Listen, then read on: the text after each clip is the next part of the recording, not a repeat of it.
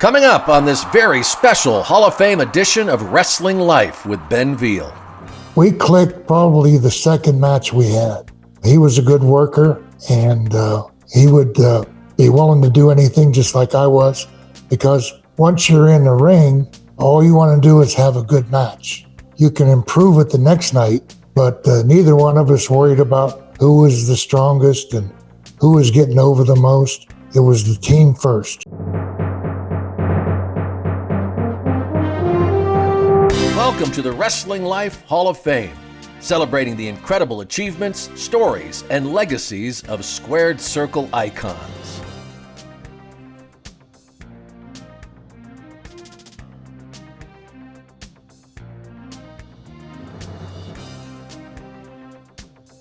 Welcome to a hugely special Wrestling Life Hall of Fame induction episode today. I'm Ben Veal, founder of Wrestling Life Online, and joining me are two return guests who are back for one reason: to take their place in the Wrestling Life Hall of Fame class of 2026. My guests formed one of the most iconic tag teams in wrestling history. As three-time World Wrestling Federation Tag Team Champions, they dominated the doubles division in the 1980s, and 4 decades later are as beloved now by wrestling fans as they were back in the day. It is my distinct honour to now welcome into the Wrestling Life Hall of Fame Bill Eadie and Barry Darsow, known to fans worldwide as Axe and Smash, the mighty Demolition. Thank you, Ben. Good to see you both. Yeah, How Ben, that's huge. Very good. Thank you so much for doing this for us, too. Appreciate that. Oh, absolute pleasure. And I mean, you know, fans have been crying out for you to be in the Hall of Fame. And this is my own independent Hall of Fame, celebrating those that have created so many great memories along the way in sports entertainment. So it wouldn't be a Hall of Fame without Demolition, in my opinion. Well, we appreciate that. Thank you. So we're gonna kind of go back in time today and go through some great memories from Demolition. Of course, this incredible career you had. I want to start with you, Bill. If you could take me back to January 1987. Demolition's arrival into the WWF, because you debut alongside Randy Colley, who was your partner for just a handful of matches before Barry took his place. What was the creative inspiration for the Demolition gimmick, and how was it first pitched to you? Well, Randy had come up with the idea, and I think it was basically from the Mad Max series. And we were together for a period of time, putting it back and forth, adding this, deleting that, excuse me. And I had an agreement and an obligation to go to Japan. So in that time, he had approached Vince with the look of it. And of course, we changed it after that. But we were together, Randy and I had 2 matches. And both of them were TV tapings. And unfortunately for him, people recognized him. You know, he had been in there as one of the Moondogs and in a position where he was the champion for a number of years. So the people recognized him immediately. And it just wasn't going to work. And I even told Randy after the second match, I was scheduled to go to Japan. I said, I think the character will work. Unfortunately, it's not going to work with you. And I'll step aside. And if you want to find another partner, that's fine. But he was gracious enough to realize that everybody knew him. It wasn't going to work. And he stepped aside. In the interim period, I went back to Japan to fulfill one of my agreements, and that's where Barry came in. Yeah, and Barry, of course, prior to joining WWF, you'd made a very strong name for yourself as Crusher Khrushchev.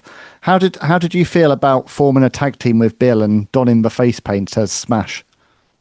Well, you know, at first I didn't know who was going to be my partner or anything. When Vince called me up and I had the meeting with him, I was in a room with Pat Patterson and there was somebody else. Anyways, but Vince came in and they had a book that I looked at and it had all these different characters in there. And they opened it up, and it was the Demolition look, but it wasn't exactly what we had, what we actually did. So he said, "What do you think of that?" And I said, "Vince, I love it." I said, I can do this. And he says, "Well, you can't say anything to anybody." I signed an agreement that I wouldn't tell anybody. And he says, "Do you know Bill Eadie by any chance?" And I said, "Well, I've met Bill, but I didn't know him." But I said, all my friends knew him, and he knew all my friends. And I said, I was a Masked Superstar Mark for a long time because I loved his gimmick as the Masked Superstar. And to me, Bill was one of the best workers around. He could work with anybody. He was a tough guy out there in the ring. And, I really liked his gimmick. And I knew I could work how he worked. So I was really excited. But then Vince said to me, he goes, "Barry," he goes, "it has to be okayed by Bill first, and now I'm a nervous wreck again. Is Bill going to go, "Oh yeah, I don't want him. He's just a young guy," and it ended up where we hit it off really good, and it just worked out. Yeah, I mean, Bill, you spent many years working as the Masked Superstar, as Barry says, working across the territories for a long time before becoming Smash. How did you feel about this new creative direction for you after so long as the Masked Superstar? Well, I was excited about it, and also I knew that the lifespan of a tag team could probably go quite long. And if I got tired, I could tag Barry in and vice versa. And we did that. But I knew Ivan Koloff, and like Barry said, I knew a lot of the people that he knew, and they all gave him a 150% positive review. So, like Barry said, we clicked probably the second match we had. He was a good worker, and he would be willing to do anything just like I was, because once you're in the ring, all you want to do is have a good match. You can improve it the next night, but neither one of us worried about who was the strongest and who was getting over the most. It was the team first. Yeah, and Ben, what was so great about it when I was up there with Vince, when he mentioned Bill Eadie, right away I said to myself, well, this isn't going to be just some jabroni team. This is going to be something that they're going to do something with. That's why I got so excited, because I knew it was going to be a top tag. And I mean, you hear this about Vince McMahon. You hear that, he has certain kind of pet projects and stars that he wants to push to the moon. Did you get the sense from day one that Demolition was going to be a big deal in the World Wrestling Federation? Well, when Barry came along, yes, I did. Like I said, I'm being very honest about Randy. It's not against Randy's work, because he was one of their champions. But if people recognize you, they got a comparison. But they didn't recognize me, nor they recognized Barry. So we were a fresh team there. And I knew the crowd response was positive until the first both nights, until Randy took off his mask. Once he took off his mask, they knew him. But when Barry and I were together, they had no idea. Yeah, and of course, this is different times, isn't it? Because this is when territories really were so separate. So, the WWF's audience wouldn't have known of Crusher Khrushchev. They wouldn't have seen Barry because they weren't exposed to it at that time. Right. And they had no reference point with me, because as the Masked Superstar, even when I was in there, they had no facial recognition. No, and of course, I mean, you had plenty of matches in the WWF as the Masked Superstar, didn't you? And high-profile matches in the 80s as well. Right, but they didn't know the face. No, so that helped. And plus, Bill, you worked a little different too than when you were the Masked Superstar. You know, it was so yeah, the people had no clue. So I want to talk about Mr. Fuji. Obviously, Demolition is a package, but then there's a whole nother level when Mr. Fuji comes on board as your manager. What was it like working alongside him? Well, it was great. I mean, Fuji actually was kind of a true manager. he would critique us. It'd be constructive criticism, but he would critique the match. And of course, he had experience too. I mean, Fuji was in a lot longer than I was. And he was a champion in good positions there all the time. And then when he got out of the ring work, he became a manager and managed all the top guys. Originally, I think you remember we had Johnny Valentine. And it wasn't against Johnny, but, you hear the saying coming out of left field. Well, sometimes Johnny was coming outside the ballpark because some of the things he would do, we're in there kicking somebody's butt and tearing them apart, and he's doing some comedy act. So it just didn't match Demolition. So both Barry and I considered asking to get Fuji, and Vince was kind enough to say, yeah, we think, because Fuji was sinister. Fuji would do things only when it was needed, not to prop himself up. And a lot of times people would say, well, God darn it, he planned that all the time. Yeah, I mean, having Mr. Fuji by your side is instant heat, really, isn't it? He was such an incredible villainous manager. Oh, yeah. He carried himself that way. And he didn't want to take the limelight, but he was always watching a match, always trying to improve both of our performance. And we looked upon him as almost a true manager, other than the fact that he didn't do the booking of the rental cars and stuff like that. But he did take charge of booking all the food, and we ate Chinese 365 days a year. And plus, Fuji really was excited about the tag team too, because he knew it was going to be good, and that just prolonged his career a long time. And we all were friends. We traveled together all the time, so he looked forward to being around us all the time too. So he was really a good guy with us. And I think it just completed the package perfectly. Whenever I think of Demolition, I think of an iconic shot of the two of you and Mr. Fuji. I just think it's a perfect trio. You're undefeated for a good 6-7 months, I believe. Your first loss comes in the middle of 1987, the Boston Garden, at the hands of Rick Martel and Tom Zenk. I think the Can-Am Connection is one really underrated tag team, in my opinion. Any memories of that night? Not really that night, but the team was, like you say, very good. And I honestly don't remember, and probably don't know, the true reason that they broke up. But I know they had good, positive plans for them. And it was unfortunate for Rick, but then he got a good partner in Tito as well.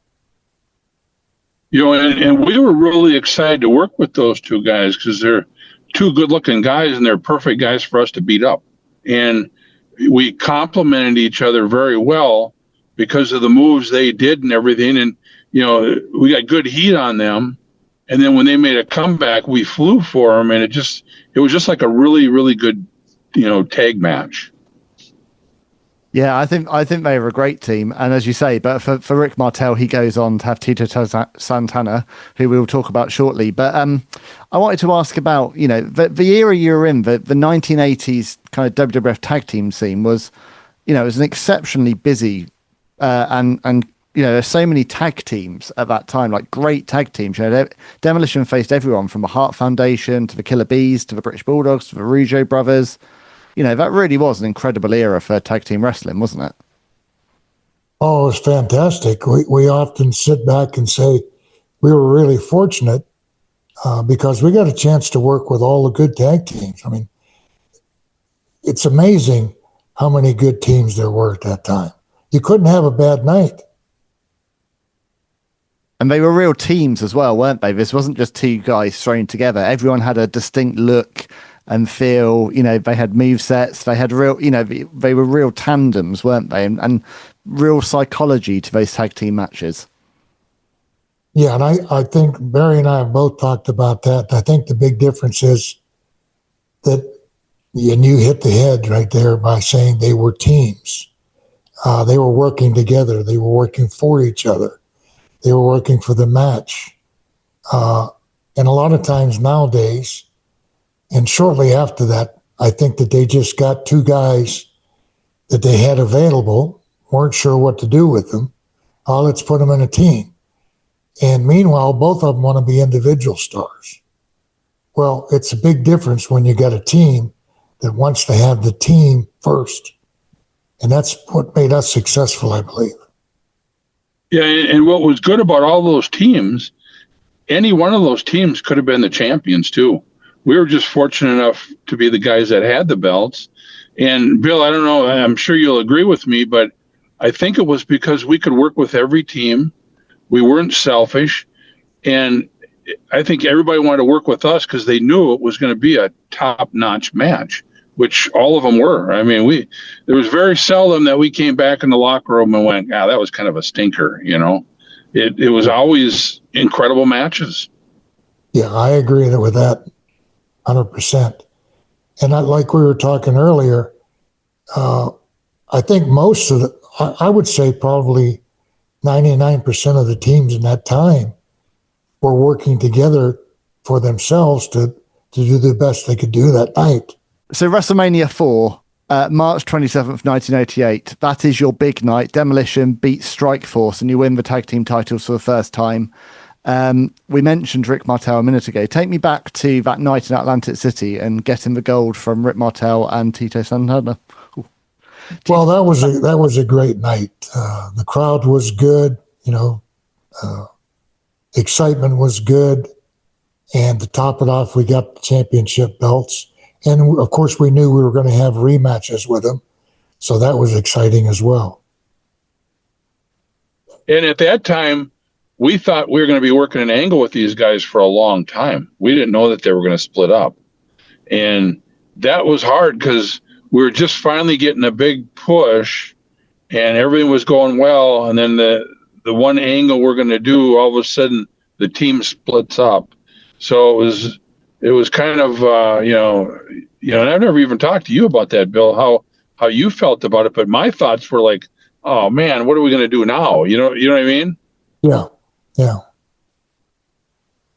But you end up getting some very heavyweight opponents in the form of the Powers of Pain. So during that first title reign, you're squaring up against the Warlord and the Barbarian. What was that like? I know you guys are all still friends to this day. Oh, good. They were, like you say, they are our friends, and we see them a lot. And we do some combination signings with them, and we've got 4 or 5 of them scheduled this year too. Great guys. Looked like they'd tear your head off. And then when they got Fuji, that even intensified the rivalry. So it really helped out. Yeah. And that was kind of tough because Fuji traveled with us everywhere and we were all friends. And all of a sudden now Fuji's not traveling with us anymore. That was kind of hard, Yeah.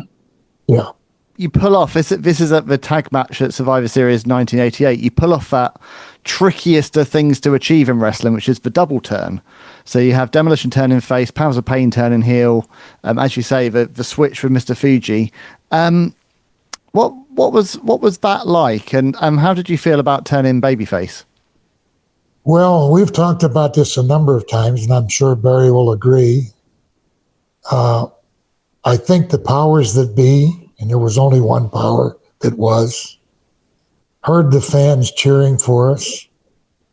And I think they jumped the gun. We could have still been heels for probably another year or so. But they thought, my goodness, they're cheering these guys. And I think the cheering was once the music started and once we got in the ring, people knew what to expect.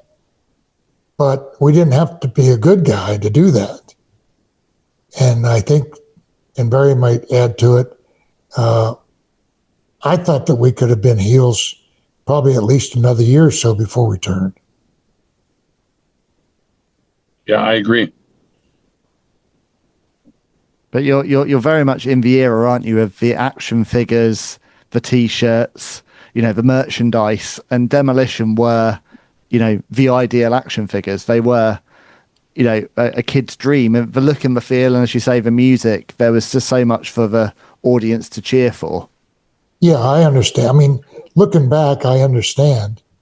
I just wish we would have got more of the percentage from the T-shirts and the merchandise. And it didn't filter down to us at that time. It's much better now. I bet. You know, and what was tough was we weren't two guys that went in the office and talked to the office all the time. So we really didn't know in advance all this stuff that's happening. And maybe that was bad on our part. Maybe we should have been in there and said, you know, hey, you know, why are you changing this baby face? You know, shouldn't we do this? You know, maybe we should have said something. I don't know, but that just wasn't our nature. I mean, we did what they asked. And if it was something that we didn't like, we definitely came forward and told them that, you know, hey, we would rather do this or this. And sometimes they would let us and sometimes they wouldn't. But, yeah, we did what the office wanted us to do. We were kind of the perfect tag team for them, you know.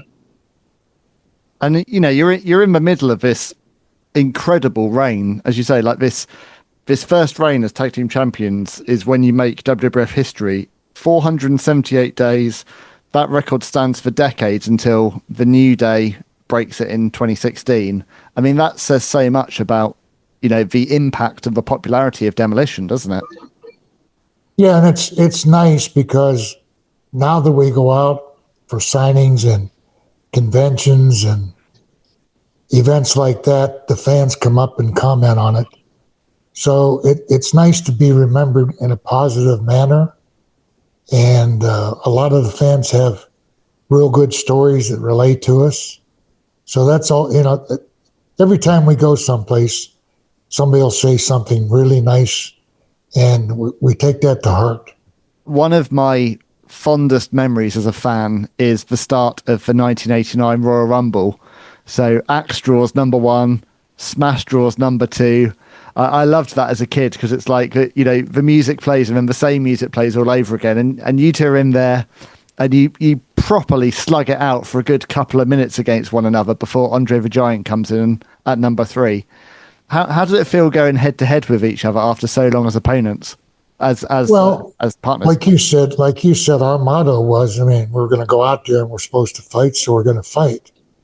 And honestly, I had #1, so my music, of course, sounded, and I walked to the ring, and the music happened again, and I thought they screwed up and just replayed mine, and then I see Barry coming.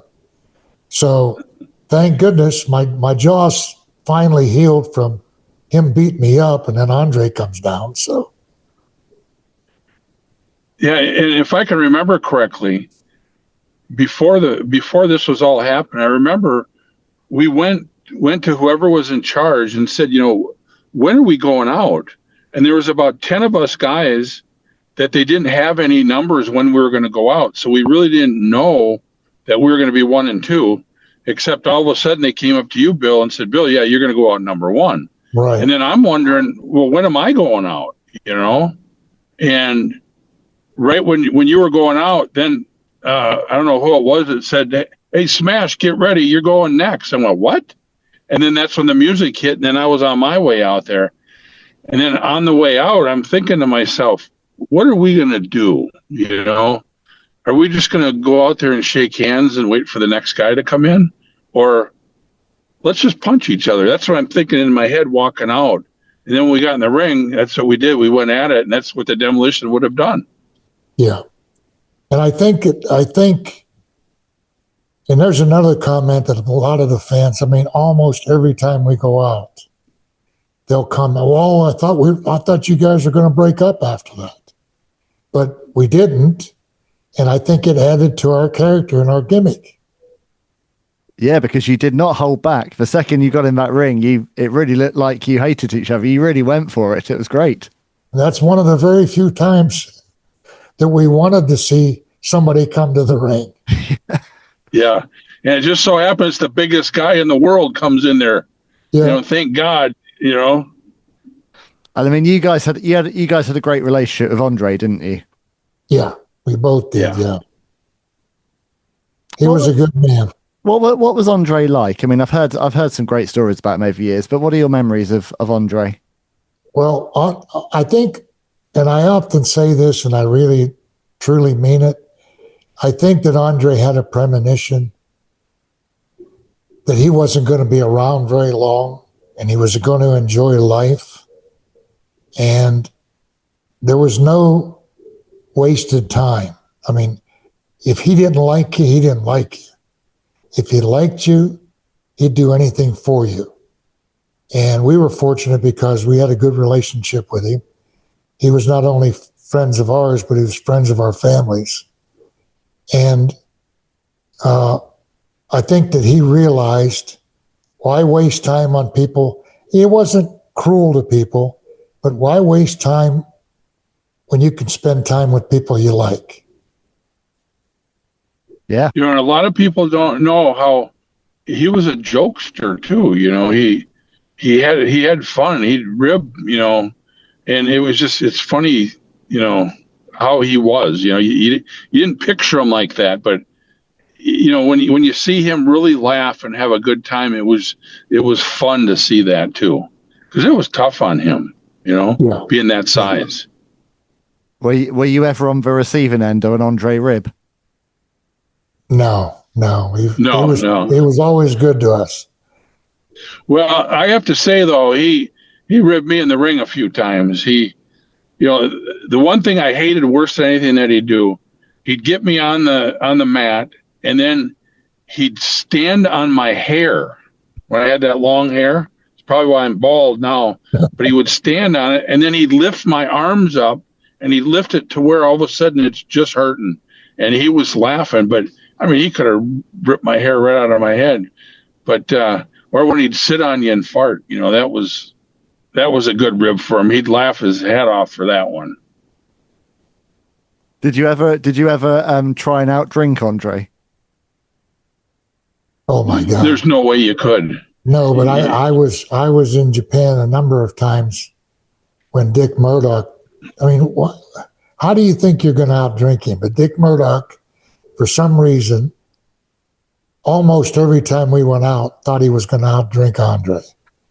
And we'd end up literally end up grabbing one of his ankles apiece and dragging him through the lobby up to the elevator. And then Andre's gimmick was he'd let his head hang out the elevator and the doors would bing, bing, bing on Murdoch's head. Another guy that tried that one time, and I think I told Barry, was Ivan Koloff. Tried to outdrink him. How do you do that?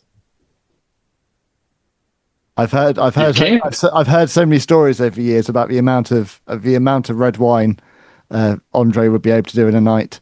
Oh, cognac too. He'd go through different stages. At one time when I first met him, in his contract for the coming into the Carolinas, he had to have 4 bottles of cognac, and he would drink those during playing cards in the locker room. Amazing. Yeah, playing cribbage with him, I've seen him drink 2-3 bottles of wine like nothing before you go out for the matches. Title Run Toys Series 1. Dangerous Danny Davis. Wrath. Juventud Guerrera. Ernest the Cat Miller. And Mr. Wonderful Paul Orndorff. Coming to the ring soon.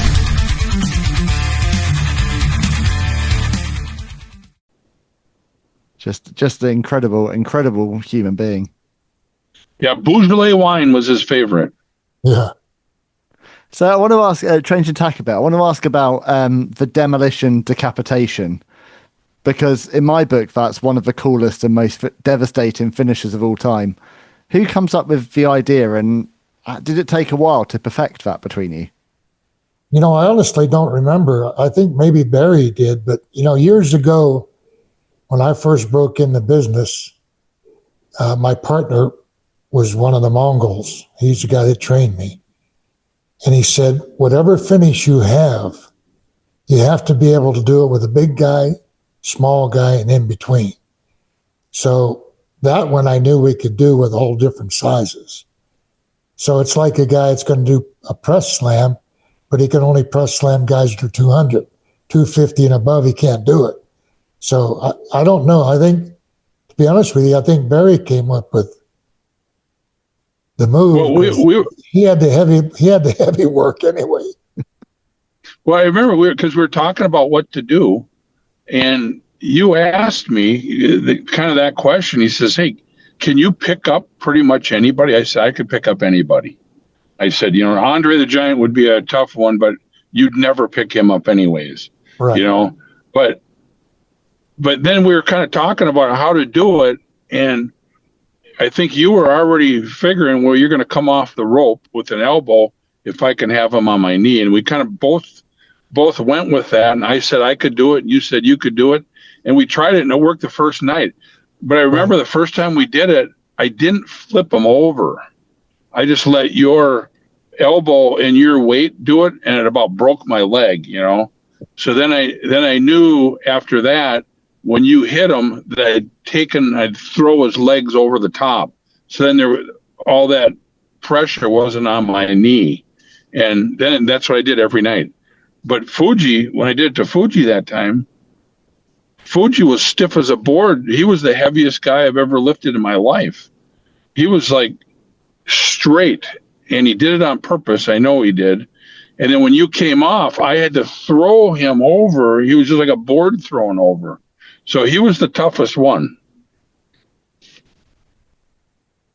So you're champions for almost 500 days. That comes to an end at Saturday night's main event in July 89. It's for Brainbusters, Tully Blanchard and Arn Anderson, who are finally the team to beat Demolition. It's not a clean victory because obviously Andre the Giant's involved in the finish. How did you feel about dropping the gold to Arn and Tully? Well, they were both professionals and both great workers. I mean, I don't think we had a problem with that. Is that the one that Barry got knocked out in? Yeah, that was the one they knocked me out. Yeah. Yeah, that was the only thing that we would qualm about. I mean, that was definitely a mistake. What was great about that match, though, is we really clicked with those guys. That's some of the best matches we had. But when Andre pushed that chair out there, that was the start of the angle we were going to do with Andre and Haku later.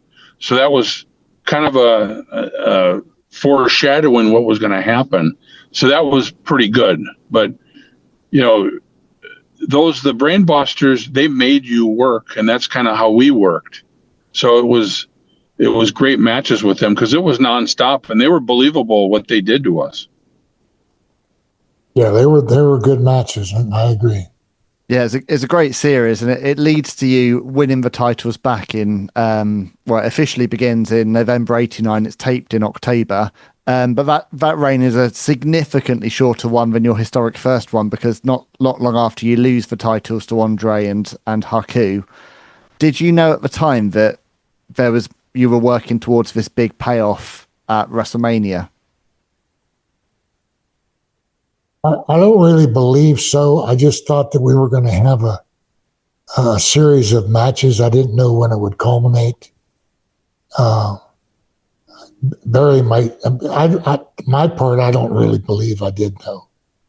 Yeah, I didn't know that was going to be the blow off at WrestleMania. I never even thought about that. But what a great place to win them back. The biggest match of the whole year against two of the greatest, and you beat them. I mean, it was huge. Yeah, and that was Andre. That was Andre's one of his last matches too. Yeah, well, that's one of my kind of fondest early memories is watching WrestleMania 6. I absolutely adored that show. I definitely wore the VHS out watching that so many times. And, you win the titles for the historic third time, in front of this huge crowd at the Toronto Skydome. But Andre isn't able to really be in the match. Haku has to do all the work. How hard was it to plan that match out, knowing how physically limited Andre was by that point in his career? Not difficult at all. I mean, we knew that Andre would try to do his best no matter what. And, a lot of people mention that, but at the time, you're so entrenched in the match that you really don't know that he wasn't in that much. And we also knew that if he was, he was going to give 150%, no matter if he was banged up or couldn't walk, he'd crawl. So, I mean, that's the kind of guy he was, true professional. And especially with our friendship, I think that he knew, matter of fact, not realized, that we would take care of him. You know, and I watched that match probably about 3 months ago. It was the first time I've watched it, since, 30 years ago or whenever it was. And Haku was unbelievable. I mean, he was in that ring. It's just hard to even explain how good he was. And he made us. And, whenever Andre came in and did whatever he did, it was like the match was perfect for the situation. And it was really a fun night, to rewatch that again and see that. Because, with us, we've had so many matches, we don't watch ourselves enough, right, Bill? Right. I don't think of all the matches we've had, I don't think I've seen probably 5, maybe. Yeah, that's me too. You should go back and watch that one though with Andre, because it was a pretty neat match. You should watch some Demolition tag team matches. I recommend it. I'll take your word for it and try it. Well, Bill, they're my favorite tag team of all time. Mine too, for goodness sakes. Mine 3. So soon after you become the 3-time tag team champions, Crush joins Demolition as the 3rd member. That time, Bill, in your life, obviously things were happening away from a ring. What was going on with your health that caused you to need to take a break from wrestling? Well, I had, in my experience going back and forth to Japan, I probably was over there at least 40 tours, anywhere from 2 weeks to 8 weeks. And I had developed an allergic reaction to shellfish, which I didn't know until the incident happened. But I went to a restaurant, had shrimp lobster sauce, had an anaphylactic reaction, ended up in the hospital, and called the office. And that's when Vince had offered me a position as a road agent. So I was in the process of becoming an agent, had 2 or 3 meetings with Vince at that time prior to that, and was going to step aside, and that's when they brought Crush in. But nothing against Crush, and I think Barry will justify it as well. He just wasn't ready for that spot, whether it was going to take my spot or whether the situation happened to Barry and he was going to take Barry's spot. Great guy, potentially was going to do well. Well, and Ben, the hard part of the whole thing was, how do you replace acts? You can. So they tried to make it so it wasn't replacing, but they were adding to them. But everybody knew that, Bill wasn't wrestling and Crush was in there. And, he ended up being a really good worker, what he did and everything. Everything was great. But it's like you're not Axe and Smash anymore. You're Axe, Smash, and Crush. And the people wanted Axe and Smash. So it was really hard for Crush, too. And then, we do interviews. And, Bill and I would do the interviews. It was one take all the time. Sometimes you're doing, 15, 20 interviews in a day, and you're hitting every one of them. You go into the interview room, and a half hour later, you're coming out, and other people it's taken 2 and 3 hours to do. Well, Crush kind of had a hard time at first doing those too, because you got to be nervous. You're in the biggest thing that's ever happened to you, and you got TV cameras, you got all these people watching you, you got everything, and the pressure's on. And I even got nervous a lot of times, but it's just remembering what you're going to say and making it right. He did really good for what he had to do, but it was tough on him, and it ended up being tough on all of us. Yeah, and I mean, the reason that this induction is very much with Axe and Smash of Demolition, because huge fan of the late great Brian Adams' work. He is also being inducted into Wrestling Fame Hall of Fame this year, Wrestling Life Hall of Fame this year, for his partnership with Brian Clark in Chronic, which I think by that point, that's a fantastic tag team. I would have liked to have seen Chronic done so much more. In many ways, it's like the next generation of Demolition. Phenomenal. Yeah. But then now that was they were the first guys, So if you would have put Axe in there or Smash in there, then the people probably would have went, it's that same situation, Yeah. Yeah. I mean, your final run with the titles is it ends at SummerSlam 1990. The Hart Foundation, Brett and Jim win the gold from Smash and Crush. What was any memories from that match, Barry? Yeah, we all had a great time, and Bill and I worked with the Hart Foundation a million times, and Brian worked with them a few times. And I remember Brian came up to me, and he was pretty nervous because you're in Madison Square Gardens, the biggest show you could be on, and what are we going to do? And I said, well, just listen to Brett, and Brett and Jim came back. We talked a little bit, and then we did most of the stuff in the ring.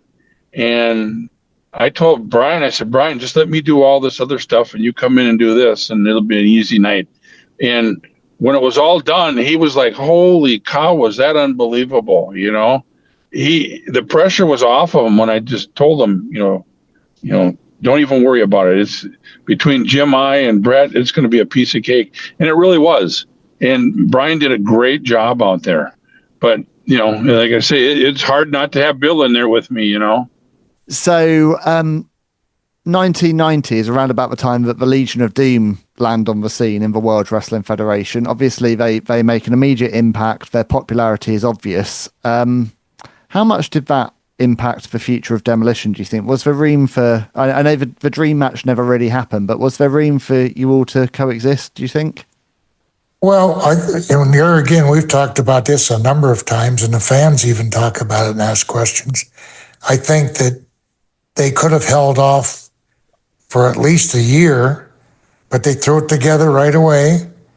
The chemistry wasn't there, not because of them or us. It just didn't work for one reason or the other. I think that realistically, they were worried about not looking as good as they normally look in the ring. And we wanted to have matches. And of course, we'd make them look good but it wasn't reciprocal. But I think that they pushed it too quickly. And like you say, the dream match never took place. It's sort of like I reflect back to Hogan and Flair. Everybody wanted Hogan, Flair. And it really never materialized. It didn't live up to expectations. Yeah, I mean, often I think the thing with dream matches, isn't it? Often they like things like Goldberg versus Undertaker when that happened a handful of years back. Unfortunately, you can also leave it too long to make the dream match happen as well. Yeah. Yeah, and I think when the Road Warriors came in, I believe the office thought that they were going to be the biggest thing, coming in. Well, the fans from the Southern fans were different than the Northern fans. And it was almost like, they liked us more to start with. And the Road Warriors were supposed to be the baby faces. So then they kind of they put these goofy masks on us and did all this stuff to us to make us look bad, to be heels, to make them look like better baby faces. And I think it really hurt how the matches went. And, it all comes back down to Bill, when you got sick, they should have just said, Barry, hey, why don't you go home for a month or two, Right. And we could have just stayed out of it. And when you came back, then we would have been bigger than we ever have been. And then when the Road Warriors came in, we could have built that thing up and had a great match. But it just kind of like they just threw it together and it just didn't mean anything. And, I didn't like the whole situation. I agree with you 100%. And then, well, it's under the bridge now, but I think that, like we've said a number of times, Barry, there's thousands and thousands of fans that like Road Warriors, thousands and thousands of fans that like Demolition, and a shit pot full of fans that don't care for either team. Right. You know, and I mean, I've known Joe forever, Animal, and you know, I don't like to speak about this when he's not even around anymore, but Joe had a tendency to go to the office and talk to the office too, you know, and I'm sure he got in Vince's ear and all this stuff. And, you know, and for sure before they came in, I know Vince talked to him, but, you know, that probably had something to do with how the matches started off right away too, you know, and where we probably should have went in the office and talked about what our part was going to be, but that's just not how we were. Right. Well, what could have been, as you say in wrestling, you know, it's water under a bridge, it's happened, but what could have been? Bill Eadie, I'm going to ask you the most important question of all. You're not going to make it through a Hall of Fame induction without this question being asked. So this has been on my mind ever since I saw this sign in the crowd on WWE TV a couple of years back. Why, oh why, was your hair so nice at Survivor Series 1990? Well, I've answered that, and I'll tell you, it was my I'm leaving the office note. I don't need my hair slicked back. I've turned in my desk keys. I've turned in my parking permit. I give you my keys to the office, and I'm leaving. I'm not coming back. So it was my sort of goodbye, Vince. I'll see you later. How did you feel when you saw that sign was trending on social media about your hair? Oh, you know what? It was kind of humorous because now that it was out there, I didn't think of it when it happened, but then it was a number of years it appeared, and now I get that question all the time. So I try to help the people by saying hey, I'm leaving the office, people. I'll probably won't be back. Toodaloo. Bill, it's kind of like in the old days when you got your last match in that territory and you get the loser leaves town. You have the U-Haul with all your stuff in there, and you tell everybody in the interviews, there ain't no way I'm losing this match. Hey, and the next thing you do, you lose. You get in your car and you got to drive to the next territory. That's it. That was Baron von Raschke. Yeah. With beautiful hair. Yeah. And the great thing is, if you Google Demolition Axe or Bill Eadie, one of the top things that comes up now is your hair. So that's a legacy for you. Well, I wish I had it back, but well, that comes with age. I think. We all do. We're all in the same boat here. Don't you worry. Yeah. So you leave for WWF towards the end of 1990, as you say. Survivor Series 1990 is your exit.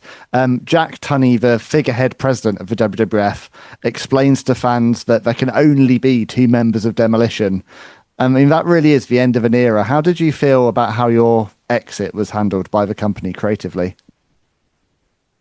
As far as mine was concerned, there was a number of promises made and never kept.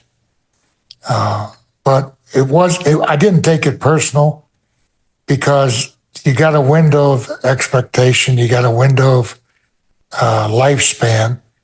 I just wish they'd have been honest and told me what it was going to be, because at the onset, it was going to be an everyday situation, road agent, pay was structured to justify that. Then the next conversation was reduced, pay was reduced. The next conversation was reduced more, to the point where I said, told myself, I really don't need this position. So I actually got on the phone, because I had a good relationship with Inoki and the office in Japan. Literally could get on the phone and within a day be booked for a tour. So that's what I did. Wow. Yeah, just a lot of broken promises after such a long time there as well, and so much success. But not only me, everybody.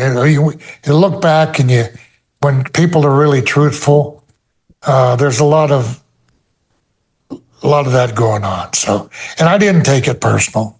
It's business. You got to have an ego to be in this business.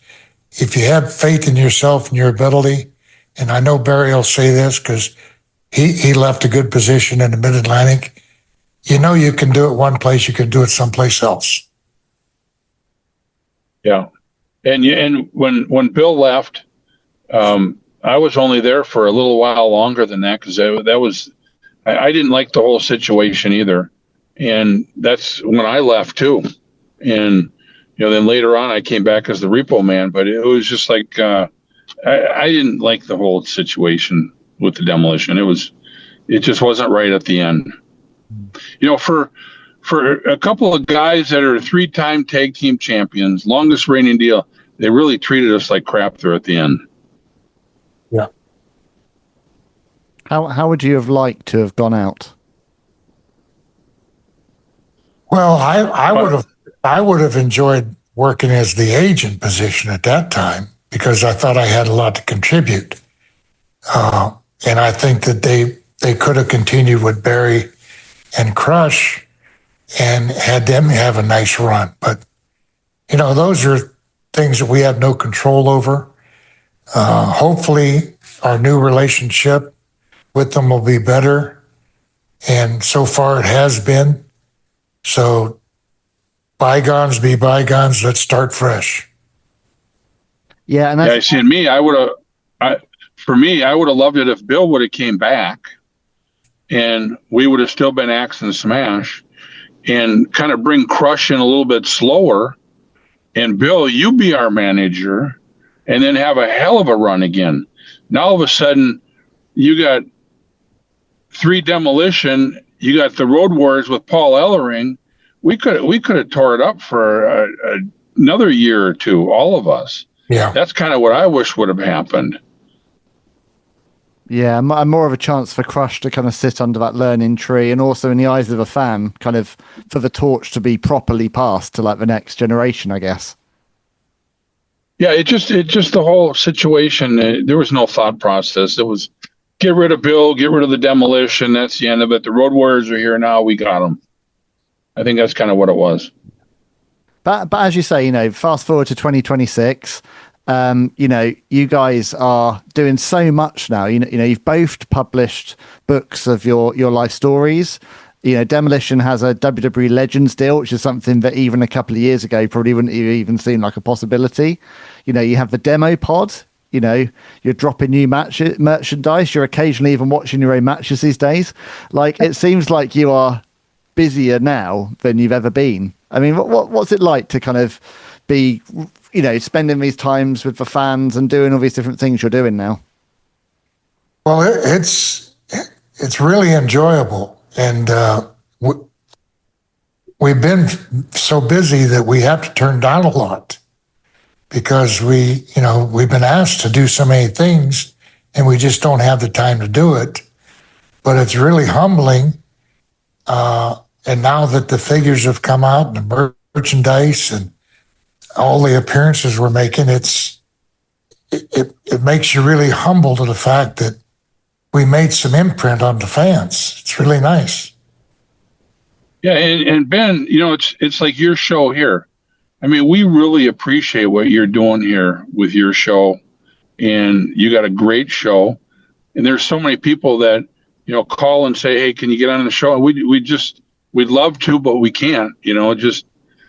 It's hard to do everything, and the fans are unbelievable. When we're at the table signing for these fans, they're the greatest people ever, and without them, there wouldn't be us. So it's we're having a really good time right now in our life.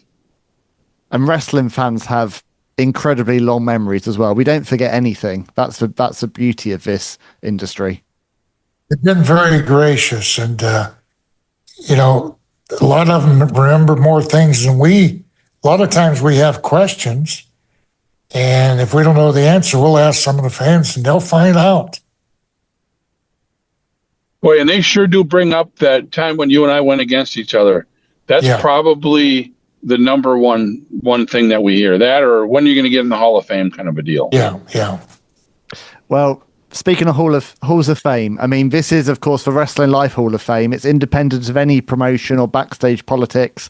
You know, it's instead a way of celebrating the achievements of some of the Squared Circle's biggest contributors. And it's not a grand stage like the WWE Hall of Fame, but it is a way of publicly recognizing all that you've both given to this industry. So on behalf of your fans worldwide, on behalf of myself, Bill Eadie and Barry Darsow, Action Smash, I want to say thank you for all of the brilliant memories. Well, I appreciate it. I thank you. And, I know that Barry and I have talked about this day for some time now. So we do appreciate you, and we appreciate the fans. And I think that the one thing that, if they remember Demolition, just try to remember that each and every night we tried to go out there and have the best match on the card. Exactly. And both of us love life, and we've had great times in our life. And, just thank you to everybody. And I mean, it does feel inevitable now. I'm not going to ask you the question because I know you don't know the answer, but it does feel inevitable that Demolition has to be inducted into the WWE Hall of Fame before much longer. I just can't see it not happening. Hopefully this is another step in the right direction. But one last question for your career is for anyone who didn't grow up on Demolition, and that is the wonderful thing now about the Netflix era and the YouTube era, is all of these incredible matches are there at the click of a button. Is there one match or one rivalry that you would point to and say, this is the definitive example of what Demolition was all about as a tag team? Well, I'll be very honest. We've been asked that a number of times, and I wouldn't want to slight any of the teams that we worked with, because we had, like we said earlier, we had a chance at that time. All of the top tag teams were there. And if we mentioned one, we'd leave out 20. So I was just fortunate that I had a good partner, and we had an opportunity to wrestle nightly, sometimes 365 days a year. But we enjoyed what we were doing, and it wasn't a job, it was an enjoyment. Yeah, that's the same thing with me. It's hard to pick one great match because, it's funny because every night we would come back and we'd go, oh man, what a match. This was great. It was very seldom that we said, we should have did this or that or anything. It's just every team we worked with, we had fun. It was great. And I got to say to you, Bill, thank you. You were a great partner, and I had a great time with you too. I mean, I loved it. You're like my big brother. I'll appreciate it. I'll pay you when you get here. Yeah. And I love how much you two still clearly enjoy each other's company as well. It's just fantastic to see. Yeah. Yeah, I'm going to see him tomorrow all day. Yeah, we do get along. We never had any arguments, and that's nice. And that's he's the brother that I never had. But that's amazing in the high pressure world of wrestling, isn't it? And everything you went through to have that relationship and to have always had that relationship, it's really special. Well, and then we both got great wives too, and that really grounds us too, That's right. Yeah, wives do grind you down. No, ground us, not grind us. we knew who the bosses were in each household. Yeah. Well, that brings me beautifully to my final question. Really, a point is, this is your podium. It's not as grand as the WWE Hall of Fame podium, obviously, but this is your Hall of Fame podium. Bill and Barry, is there anyone you want to thank? Family, friends, those within the industry, as you enter the Wrestling Life Hall of Fame? Well, I do want to thank Barry because of his support, and our family, our wives, and all the fans. I mean, if it wasn't for the fans, we'd have no motive to drive, no drive to do anything. So we benefited from them, the energy that they gave us. So just thanks to everybody out there. Yeah, it's, everybody needs help in their life with everything that they do to get a better job, to get this and all that. And just, all the wrestlers that we worked with, they worked as hard with us as we worked with them. And, we got to thank all those guys, all the tag teams, all the single wrestlers, but the fans, when we wanted the fans to hate us, they hated us. When we wanted them to love us, they loved us. So it's, thank the fans, and thank you, Ben. Well, it's my pleasure. Thank you to you both for giving up your time today. I mean, this has been an incredibly special episode of the Hall of Fame episode of Wrestling Life. I've been looking forward to having you guys on for a long time to do this. Obviously, my special guest, everyone, today has been the one and only Demolition, Bill Axe Eadie and Barry Smash Darsow. My producer, as always, is Jeff Easton from Tall Lake Productions. Thank you to everyone who's joined us for this conversation. Thank you most of all to the indestructible Demolition. Thank you. Thank you, Ben. And that is a wrap for today. Be good to each other, everyone. Show us some love on social media if you can with the hashtag WrestlingLifePod. Reach out to Demolition on social media. Share your favourite memories with them. And come back soon for more real talk from real talent and more Wrestling Life Hall of Fame inductions. See ya.